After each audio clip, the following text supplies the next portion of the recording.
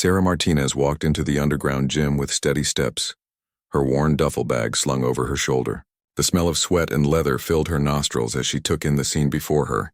Dim lights cast shadows across the concrete floor where several fighters were training.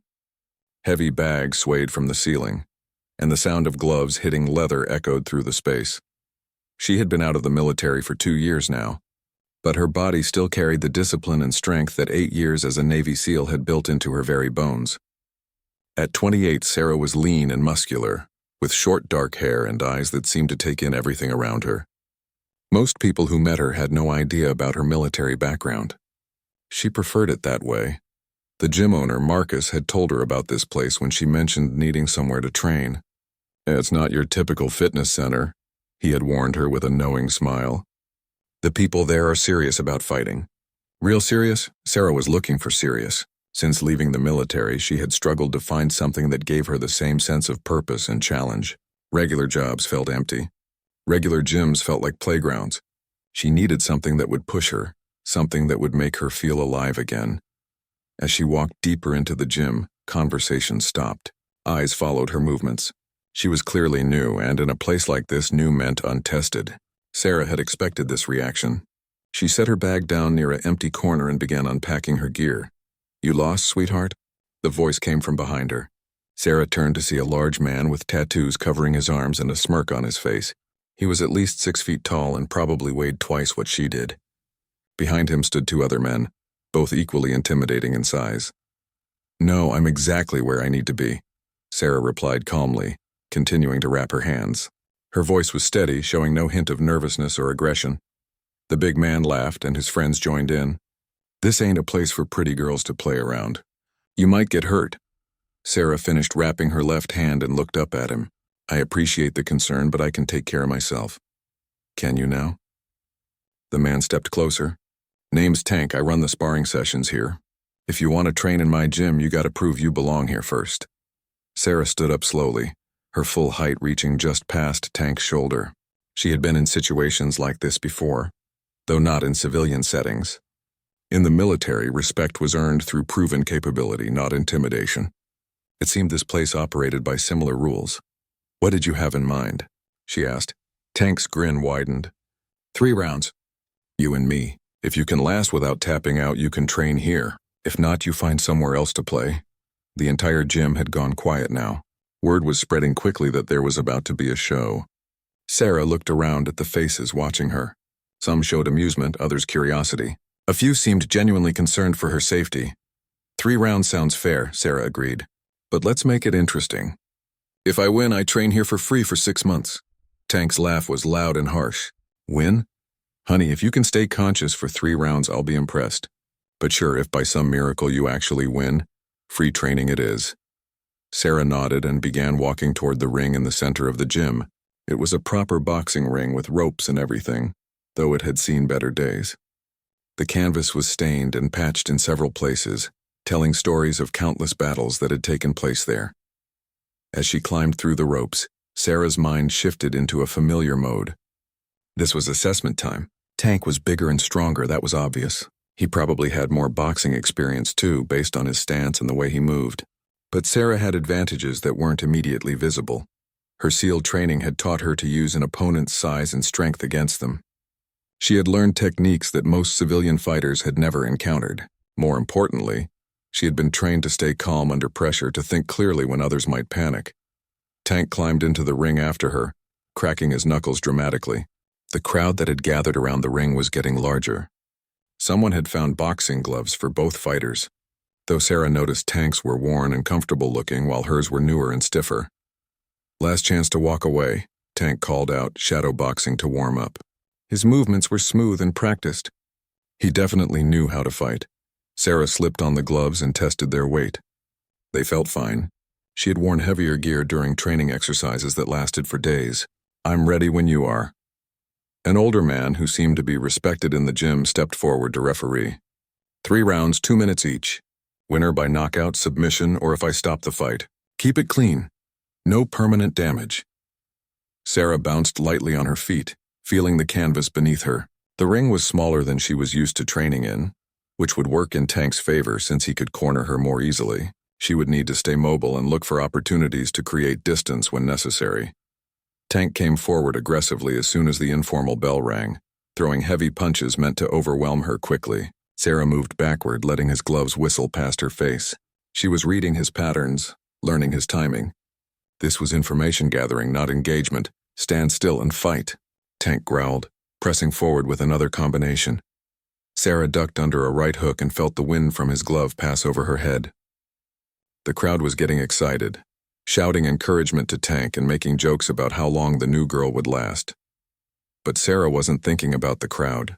She was thinking about angles and leverage, about balance and momentum. Tank was fighting like a boxer because that's what he was. Sarah was about to show him what happened when a boxer faced someone who fought like a warrior. The first round continued with Tank pressing his size advantage, throwing heavy combinations while Sarah focused on movement and defense. She absorbed a few light hits on her gloves and shoulders, nothing that caused real damage. Tank was strong, but his punches were telegraphed and followed predictable patterns. "Come on, new girl, fight back," someone shouted from the crowd. Sarah waited. Patience was one of the first lessons learned in special operations. Rushing led to mistakes, and mistakes led to failure or death. Tank was getting frustrated with her defensive approach, and frustrated fighters made errors. Halfway through the first round, Tank overcommitted on a right cross, putting too much weight forward. Sarah saw her opening. Instead of backing away as she had been doing, she stepped inside his reach and drove her elbow upward toward his ribs. The movement was so quick and unexpected that Tank couldn't adjust in time. The elbow connected solidly below his chest, and Tank stumbled backward with a surprised grunt. The crowd went quiet for a moment, surprised by the sudden reversal. "What the hell was that?" Tank wheezed, holding his side. "That was basic combat technique," Sarah replied calmly, returning to her fighting stance. "You might want to keep your guard up." Tank's eyes narrowed. The playful arrogance was gone now, replaced by genuine focus.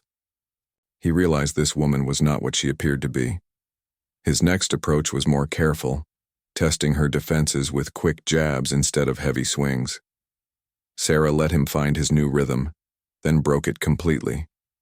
When Tank threw a left jab, she caught his wrist with both hands, stepped to the side and used his forward momentum to pull him off balance. Before he could recover, she swept his lead leg with her foot. Tank hit the canvas hard, landing on his back with a thud that shook the ring. The crowd erupted in surprised shouts and nervous laughter.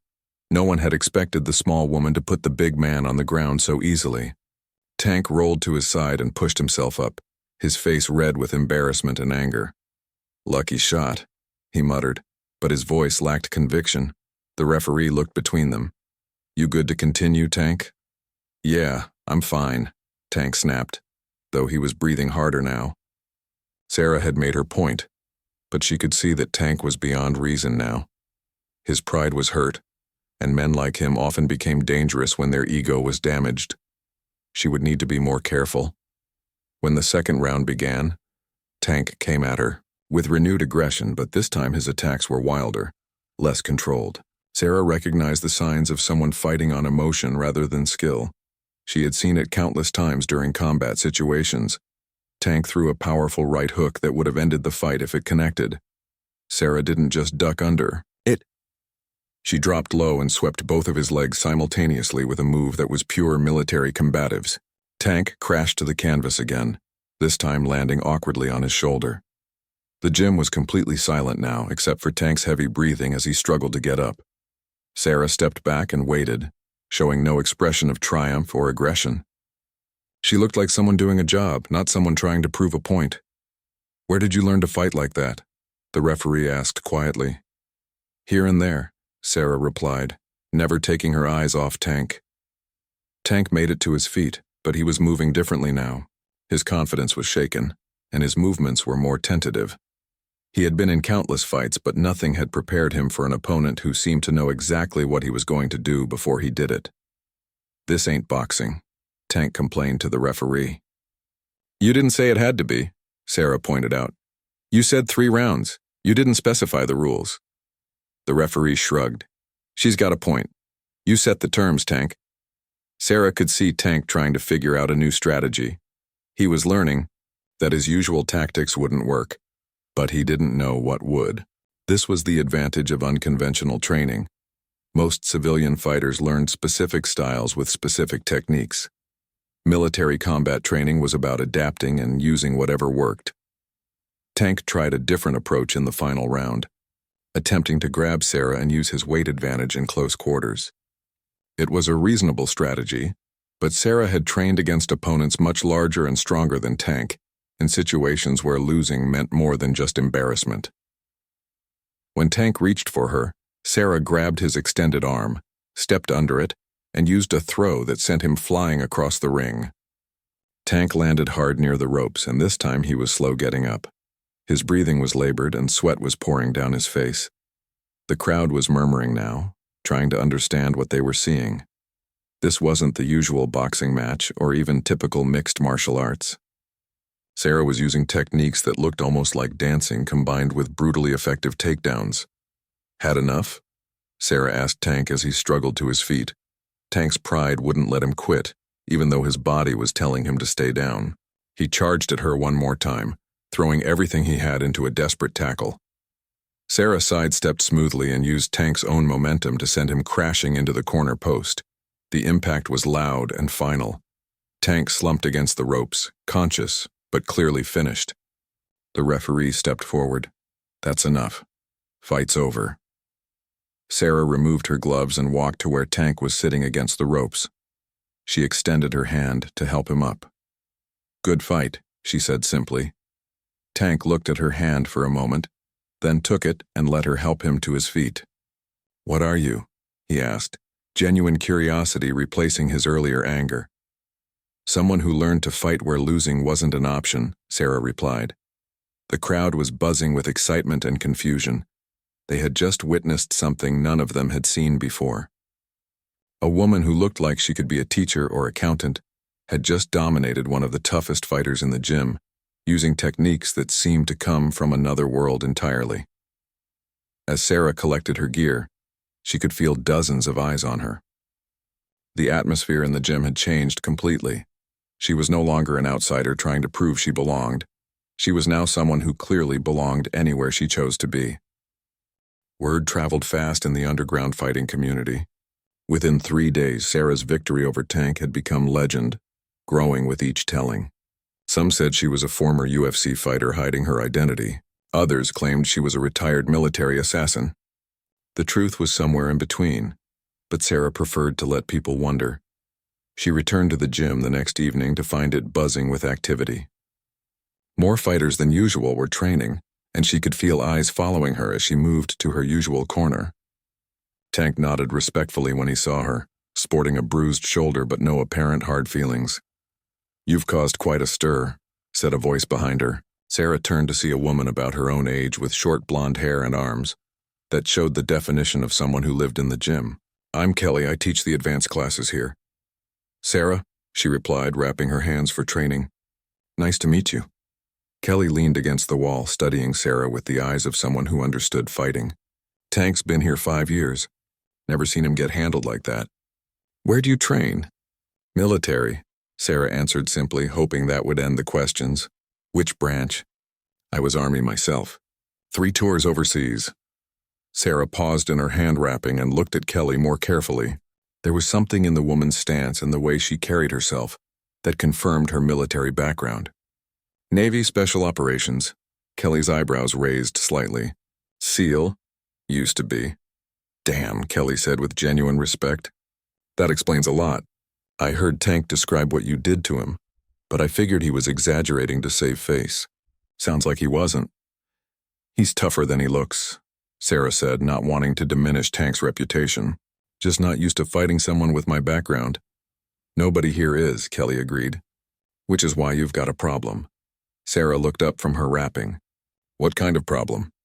"The kind where word gets out that there's a female Navy SEAL training at Marcus's gym, and suddenly every tough guy in the city wants to be the one who beat her." As if on cue, the gym's front door opened and 3 men walked in. They weren't regulars. Sarah could tell by the way they looked around the space like they were mapping it. All 3 were in excellent shape, and they moved with the confidence of people accustomed to violence.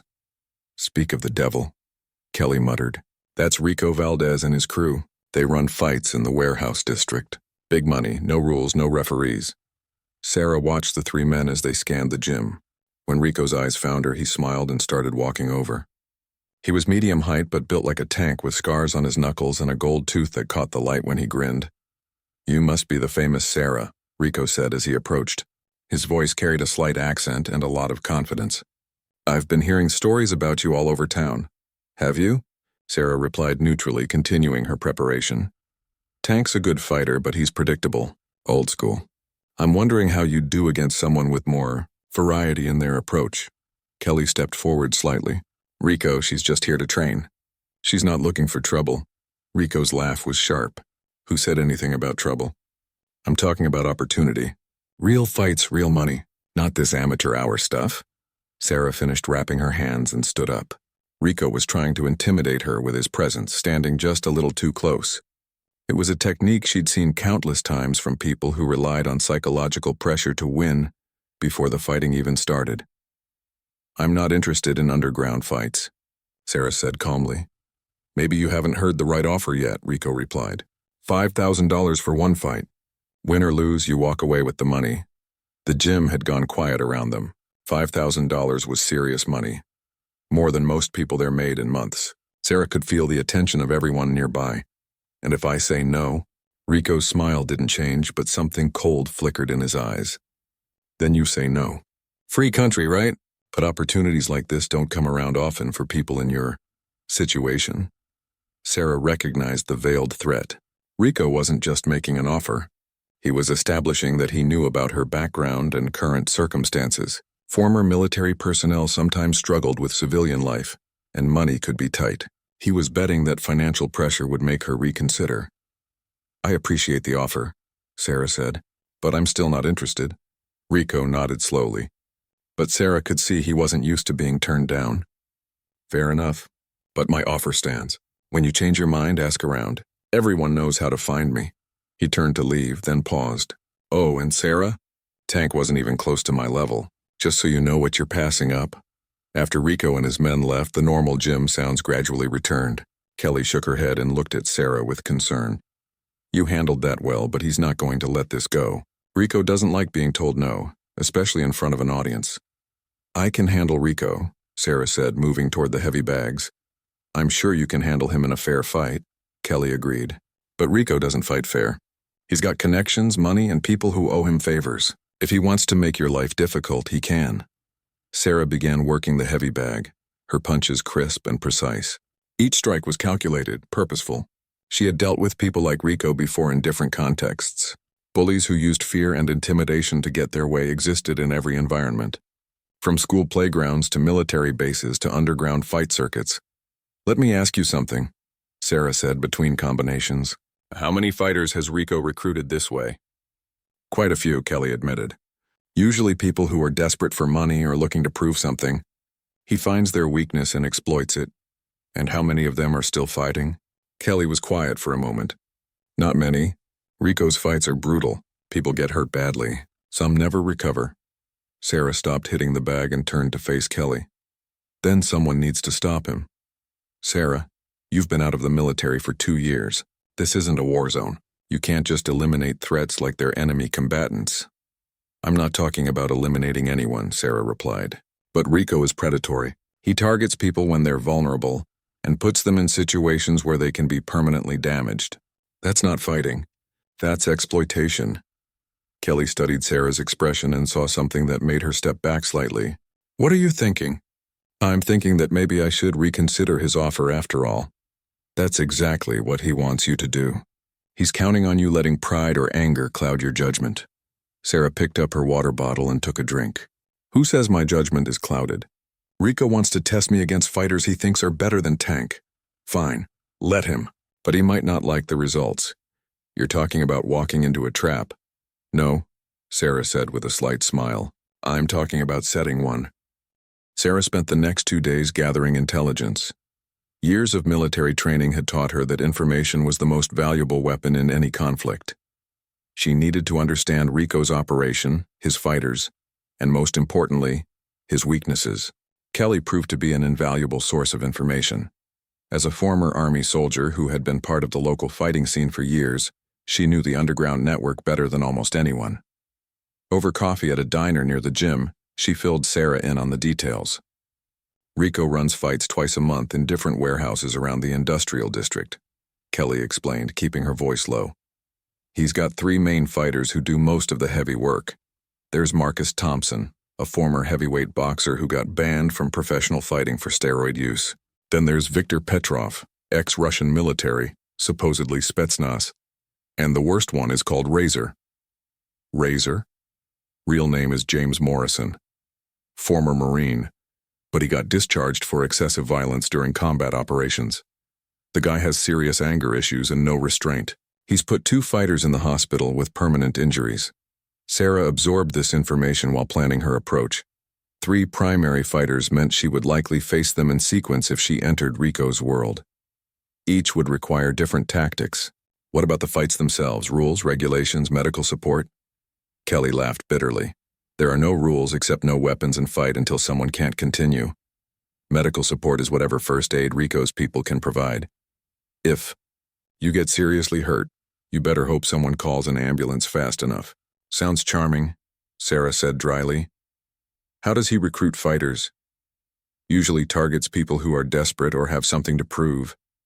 Former athletes who couldn't make it professionally, ex-military guys who can't adjust to civilian life, young men trying to impress their friends. He offers them money and respect, but what he really wants is entertainment for his high-paying audience. Audience? Rich people who get bored with legal entertainment. Business executives, politicians, crime figures. People with money and questionable ethics who want to see real violence. They bet huge amounts on the fights. Sarah nodded. This painted a clearer picture of Rico's operation. He was running illegal fights for wealthy spectators, using desperate fighters as disposable entertainment. It was exactly the kind of exploitation she had expected. That evening, Sarah returned to the gym with a plan forming in her mind. She found Tank working on technique with one of the newer fighters, offering guidance and encouragement. When he saw her, he walked over. "Heard Rico paid you a visit," he said. "Word travels fast around here." "It does when Rico Valdez is involved. You thinking about taking his offer?" Sarah began her warm-up routine. "I'm thinking about it." Tank was quiet for a moment. "Sarah, I know I don't have the right to give you advice after what happened between us, but Rico's fights are different. They're not about skill or sport. They're about brutality. Tell me about his fighters." Marcus Thompson is huge and hits like a freight train, but he's slow and gets tired easily. Victor is technical and smart, probably the most dangerous in terms of pure fighting ability. But Razor? Tank shook his head. Razor fights like he wants to kill people. He doesn't stop when his opponent is beaten. He keeps going until someone pulls him off. Sounds like he has poor discipline, Sarah observed. Poor discipline? The man is psychotic. He almost killed a kid last year, kept beating him even after the kid was unconscious. Rico had to have 3 people drag Razor away. Sarah processed this information. Razor would be the most dangerous not because of his skill, but because of his lack of control. Uncontrolled aggression could be devastating, but it could also be predictable in its own way. Tank, if someone hypothetically wanted to send Rico a message, how would they go about it? Tank studied her face carefully. Hypothetically? The only way to get Rico's attention is to beat his fighters. All of them. In front of his audience, but nobody's ever done that. Has anyone tried? A few have tried to take down 1 or 2 of them. Nobody's been crazy enough to go after all 3. Sarah nodded and continued her workout. Over the next hour, she pushed herself through exercises that most people in the gym had never seen before. Military conditioning routines that built not just strength and endurance, but mental toughness and pain tolerance. Kelly watched from across the gym, recognizing the intensity of Sarah's preparation. When Sarah finished, Kelly approached her. You're really going to do this, aren't you? I think it's time someone reminded Rico that there are consequences for exploiting people. And you think you're the one to teach him that lesson? Sarah toweled off and looked directly at Kelly. I think I'm uniquely qualified to handle his fighters. And more importantly, I think someone needs to show the people he's been victimizing that they don't have to be afraid of him. What if you lose? What if you get seriously hurt? Then I lose. But I won't get seriously hurt.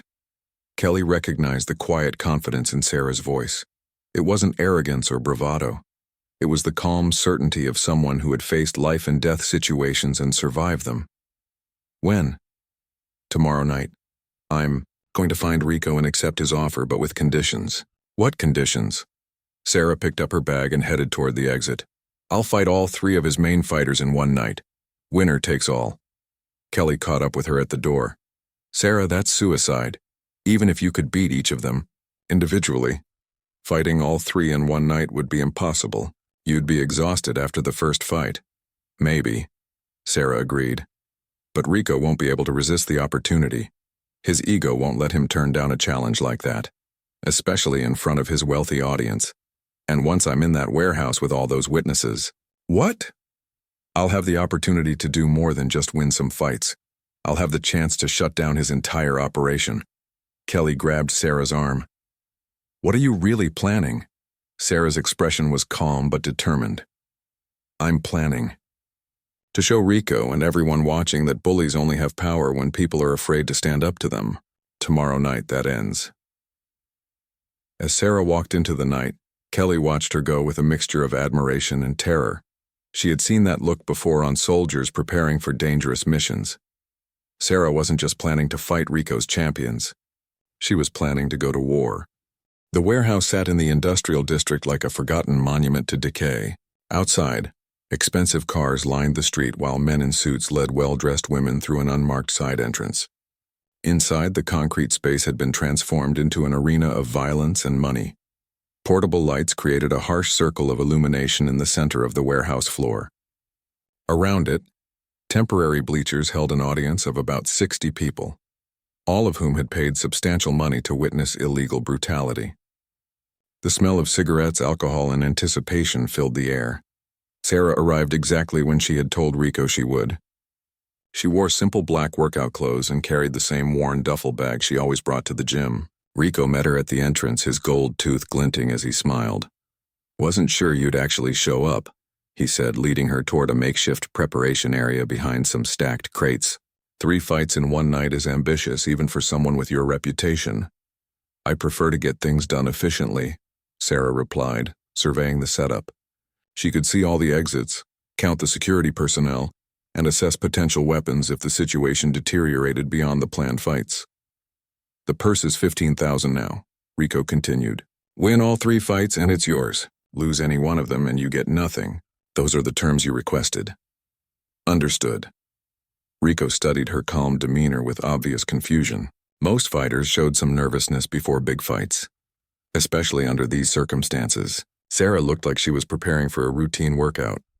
Last chance to back out, Rico offered, though his tone suggested he hoped she wouldn't.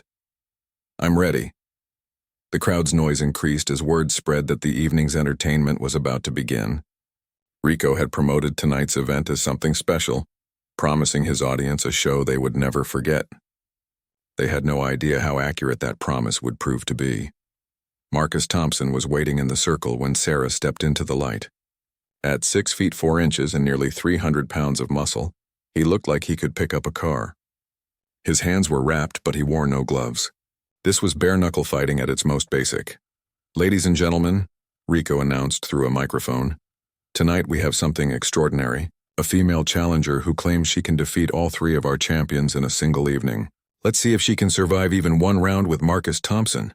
The crowd erupted in cheers and jeers. Sarah ignored them completely, focusing on Marcus as he began to circle her. Tank had been right about the man's size and power, but he had also been right about his conditioning. Marcus was breathing hard before they even engaged. Marcus came forward with a massive overhand right that would have ended the fight immediately if it connected. Sarah didn't try to block it or dodge completely. Instead, she stepped inside the punch's arc and drove her elbow into Marcus's exposed ribs. The impact was precise and devastating. Marcus stumbled backward, clutching his side and gasping. The crowd went quiet for a moment, shocked by the speed and effectiveness of Sarah's counterattack. That all you got, little girl? Marcus wheezed, trying to maintain his intimidating persona. Sarah didn't respond with words. When Marcus charged again, she used his momentum against him, grabbing his extended arm and executing a throw that sent 300 pounds of muscle crashing to the concrete floor. The impact echoed through the warehouse. Marcus struggled to get up, but Sarah could see the fight was already over. His breathing was labored, and he was favoring his injured ribs. When he tried one more desperate swing, Sarah caught his wrist, applied pressure to a specific nerve point, and watched him drop to his knees as his arm went numb. "Fight's over," she announced to the stunned crowd. Rico looked furious, but had to acknowledge the obvious result. Marcus was finished, unable to continue even if he wanted to. The first fight had lasted less than 3 minutes. Viktor Petrov was already waiting as Sarah returned to the circle. The Russian was smaller than Marcus, but carried himself with the disciplined posture of professional military training. His eyes were cold and calculating as he studied her previous performance. "So you are the famous Navy SEAL?" Viktor said in accented English. "I was Spetsnaz. Let us see which training is superior. This fight would be different." Viktor moved with precision and skill, throwing combinations that were technically sound and tactically smart. Sarah found herself actually engaged in real combat for the first time since leaving the military. Viktor's strikes were faster and more accurate than Marcus's, but Sarah had trained against Spetsnaz fighters before during joint military exercises. She knew their methods and mentality. When Viktor attempted a leg sweep, Sarah was ready. She jumped over his leg and brought her knee toward his face in one fluid motion. Viktor blocked the knee strike but couldn't avoid the elbow that followed. Sarah's elbow caught him in the temple, stunning him long enough for her to get behind him and apply a rear naked choke. Viktor was skilled enough to defend initially, but Sarah's technique was flawless. Within 30 seconds, Viktor was unconscious. Sarah released the choke immediately and checked to ensure he was still breathing before standing up. The crowd was completely silent now, unable to comprehend what they were witnessing. 2 down, 1 to go. Razor Morrison entered the circle like a predator approaching prey. He was medium height but moved with the coiled violence of someone who enjoyed causing pain. His eyes held the unfocused intensity that Sarah recognized as barely controlled rage. "I don't care what you did to those other 2, Razor snarled. "I'm going to break you into pieces." Sarah said nothing, but her stance shifted slightly. Razor was dangerous not because of superior skill, but because of his willingness to ignore normal human restraints. He would continue attacking even after she was defeated if given the opportunity. This meant she couldn't just win.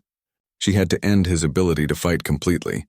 Razor attacked with wild, vicious swings that had more power than technique. Sarah avoided the first few easily, but she could see his strategy. He was trying to corner her, trap her against the edge of the fighting area where his brawling style would be more effective. Sarah let him think his plan was working. When Razor committed to a massive haymaker that would have shattered her jaw, Sarah dropped low and swept both his legs. But instead of letting him fall, she caught his ankle and twisted.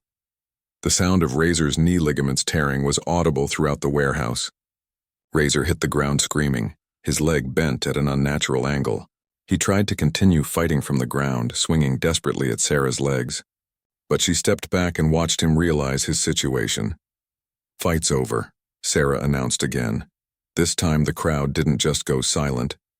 Several people stood up and started heading for the exits. They had come expecting to see someone get brutalized for their entertainment. Instead, they had witnessed systematic destruction of 3 supposedly unbeatable fighters by someone who made it look effortless. Rico's face was purple with rage as he stepped into the circle. "You think this is over? You think you can just walk in here and destroy my business?" Sarah turned to face him directly. "Actually, Rico, I think this is just getting started." She reached into her bag and pulled out a small recording device. Everything that happened tonight was recorded. The illegal fights, the betting, the audience full of people who should know better. I'm sure the police and FBI would be very interested in this evidence. Rico's hand moved toward his jacket, but Sarah's voice stopped him. "I wouldn't recommend that. There are federal agents positioned outside every exit. This warehouse is surrounded." The remaining crowd members were pushing toward the exits now, panic spreading as they realized the implications. Rico's carefully constructed operation was collapsing around him. "You set me up," Rico said, his voice filled with dangerous fury. "I shut you down," Sarah corrected. "There's a difference." The warehouse erupted into chaos as Rico's audience realized they were trapped in a federal investigation. People who had been cheering for violence moments earlier now scrambled desperately for exits that were blocked by law enforcement agents. The sound of expensive shoes running across concrete mixed with shouted demands for lawyers and panicked phone calls. Rico stood in the center of the fighting circle, his empire crumbling around him while Sarah calmly collected her gear. His three main fighters were receiving medical attention, but their fighting careers were finished. Marcus had suffered severe rib damage, Victor would need weeks to recover from the concussion, and Razor faced months of physical therapy to repair his destroyed knee. "How long have you been working with the feds?" Rico demanded, his voice shaking with fury and disbelief. "About a week," Sarah replied honestly. "Turns out the FBI has been investigating your operation for months. They just needed someone who could get inside and gather evidence." Agent Patricia Woods appeared beside them, her badge visible as she supervised the arrests. "Ms. Martinez has been extremely helpful in building our case against you. Mr. Valdez, we have enough evidence to charge you with racketeering, illegal gambling, assault, and tax evasion." Rico's face went white as the full scope of his legal troubles became clear. "You can't prove anything. This was just a private sporting event." Agent Woods held up Sarah's recording device. "We have 3 hours of recorded evidence, including conversations about bribing city officials, fixing fights, and laundering money through fake businesses. We also have testimony from several former fighters who were afraid to come forward until now."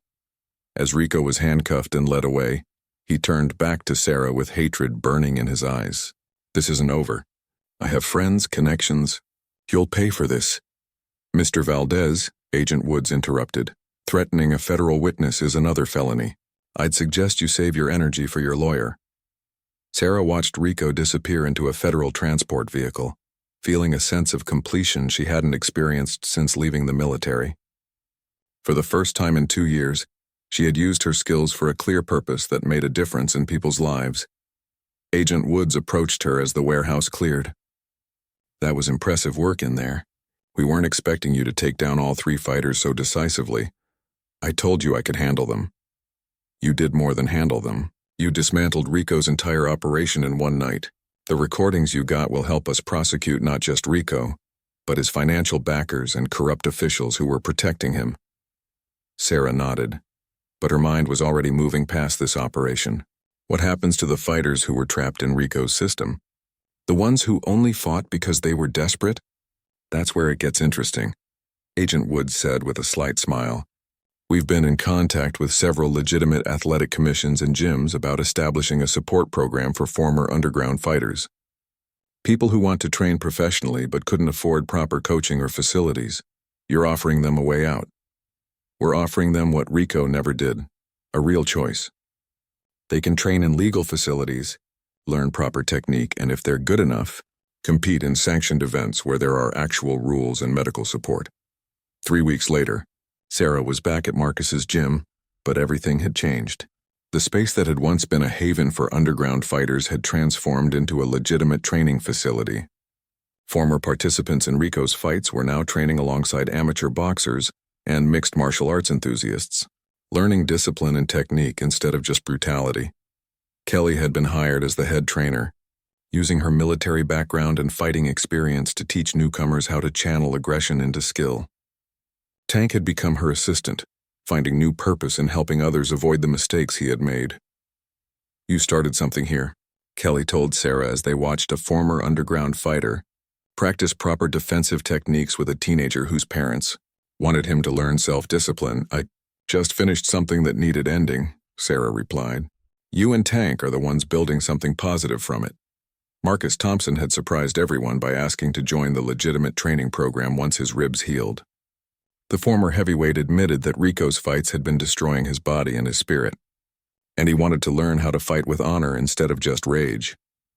Viktor Petrov had returned to Russia, but not before telling Agent Woods about other illegal fighting operations in different cities. His information was helping federal investigators dismantle similar organizations across the country. Razor Morrison was facing multiple charges beyond his participation in the underground fights. Investigators had discovered evidence linking him to several assaults outside the ring, and he would likely spend years in prison. Sarah found herself in an unexpected position. Agent Woods had offered her a consulting role with the FBI, helping to investigate and infiltrate other criminal organizations that exploited desperate people. The work would use all her military training while serving a clear moral purpose. It's not the same as active duty, Agent Woods had explained, but it's a way to continue serving your country in a different capacity. Sarah was considering the offer, but first she wanted to complete something personal. She had been working with Kelly to establish a special program within the gym for military veterans struggling with the transition to civilian life. Too many former service members found themselves lost and vulnerable to exploitation by people like Rico. The thing about leaving the military, Sarah explained to a group of veterans during one of the first program meetings, is that you go from having a clear mission every day to having no mission at all. That emptiness makes people do stupid things, dangerous things. A former Marine named David raised his hand. So what's the solution? Find a new mission, Sarah said simply. It doesn't have to be the same as what you did in service, but it has to matter to you. It has to give you a reason to get up in the morning and use the skills you've developed. After the meeting, Sarah stayed behind to clean up while thinking about her own future. 6 months ago, she had been drifting without purpose, unsure how to use her military training in civilian life. Now she had multiple opportunities to make a difference. Tank approached her as she stacked chairs. You going to take that FBI job? I'm thinking about it. Rico's people are all in prison or scattered. His operation is finished. You could just go back to regular life now. Sarah looked around the gym, seeing people training with purpose and discipline instead of desperation and anger. This is regular life now. The question is whether I want to help create more of it. And do you? Sarah picked up her bag and headed toward the exit. Through the windows, she could see the city lights stretching toward the horizon, each one representing people living their lives, pursuing their dreams, sometimes falling victim to those who would exploit their weaknesses. Yeah, she said finally, I think I do. As she walked into the night, Sarah Martinez knew that her real mission was just beginning. Rico Valdez had been just one predator in a world full of them. But for every Rico, there were people like her, trained, capable, and willing to stand up for those who couldn't defend themselves. The underground fighting ring was closed forever, but the fight for justice was never truly finished, and Sarah was exactly where she belonged, in the middle of it, using every skill she had learned to make sure the good guys won.